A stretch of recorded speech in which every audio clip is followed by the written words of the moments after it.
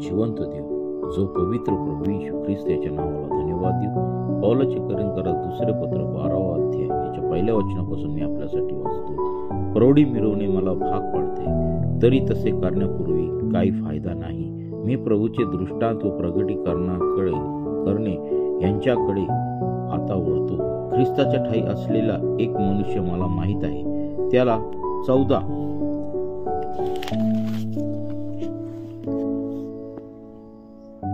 वर्षामागे तिसऱ्या स्वर्गापर्यंत उचलून नेण्यात आले होते।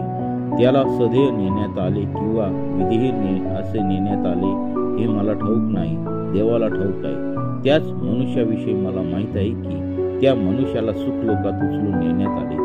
सदैव किंवा विधेय हे मला ठाऊक नाही, देवाला ठाऊक आहे। आणि माणसाने ज्यांचा उच्चारही करणे उचित नाही अशी वाक्ये त्यांनी ऐकली। वाचलेले वचन देवा